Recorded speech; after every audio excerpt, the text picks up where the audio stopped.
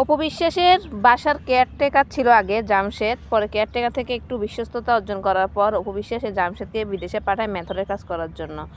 মেথরের কাজ করে আর অপু বিশ্বাসকে নিয়ে উল্টাপাল্টা পোস্ট করে। যাই হোক, এখন জয়ের বার্থডে গেছে, বার্থডে পোস্ট করেছে মানে বাপের সাথে, এমন মানে অফিস রুমে জন্মদিনে একটা কেক কাটলো আর কি, কোনো রকম হয়তো অপু বিশ্বাস কান্নাকাটি করছে। শুনলাম অপু বিশ্বাস জয়কে নিয়ে অপু বিশ্বাস শাকিব খানের বাসায় গিয়েছিল। শাকিব খানের বাসায় গিয়েছে দারোয়ানে অপু বিশ্বাসকে বলে, জয়কে দিয়ে আপনি চলে যান, আপনি এখানে ঢুকলে শাকিব খান আপনাকে আবার লাথি মারবে, ওই জায়েদ খানের সাথে ধরে যেভাবে লাথি মারছিল ওভাবে লাথি মারবে, আপনি চলে যান।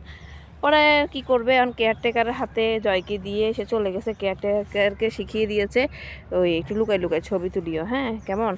তো কেয়ারটেকার তো অপু বিশ্বাসের কথা রাখবে, কারণ একটা সময় হইলো অপু বিশ্বাসের ভালো সম্পর্ক ছিল, এর জন্য সেই সম্পর্ক সুবাদে সেই লুকাই লুকাই ছবি তুললো। কে যে স্টাইলে মানে বুবলি ছবিতে পোস্ট করেছে সে স্টাইলে, আবার বুবলি সব কিছুই তো অপু বিশ্বাস ফলো করে, এটা আপনারা জানেন।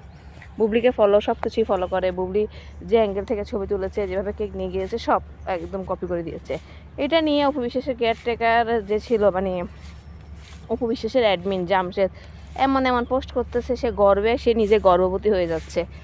আরে শাকিব খান তো মানে কাউকে তো তেমনভাবে প্রায়োরিটি দিচ্ছে না, জয়কেও দিচ্ছে না, বীরকেও দিচ্ছে না।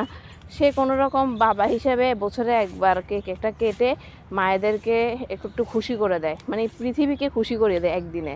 বাবা হিসেবে কি একদিনের ভালোবাসায় কি ভালোবাসা, এক বছরে একবার দেখা করে, তাও ঘন্টাখানেকের জন্য না, 5-10 মিনিট কেক কাটবে, কেক কেটে শেষ ভালোবাসা। কোনো গিফট নাই, কোনো আয়োজন নাই। এত বড় একটা সুপারস্টারের ছেলেদের বার্থডে হবে, রেডিসন ব্লুতে বড় বড় ক্লাবে, বোট ক্লাবে পার্টি হবে, এনজয় হবে, যেখানে বলিউডের কি মানে স্টার কিডসদের বার্থডে হয় সেভাবে হবে, সেখানে শাকিব খান এগুলো করতেছে না।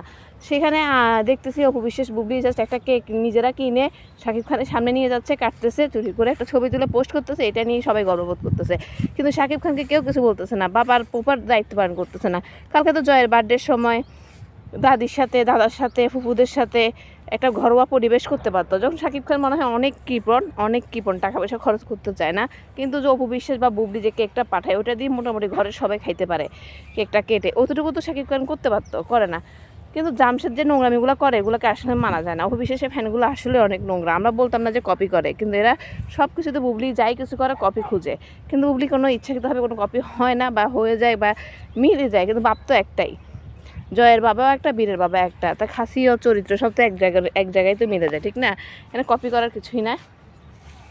জামশেদকে বললো, ভাই তুই ভালো হয়ে যা, আসল মেন সমস্যাটা হচ্ছে শাকিব খান, ওরে নিয়ে কিছু লেখে যেন বাচ্চা দুইটা সমানভাবে ভালোবাসা পায়। এত টাকা পয়সা দিয়ে কী হবে যদি বাচ্চারা যদি পুপার বাবাটাকে যদি না পায়, ওরা বড় হয়ে একটা সময় বলবে জন্ম আমার অজন্ম পাপ, ঠিক আছে? অপু বিশ্বাসের বাচ্চা তো একটা সময় বলছে আমার বাচ্চারা, আর এমন ডিএনএ টেস্ট করতে অনেকেই বলে।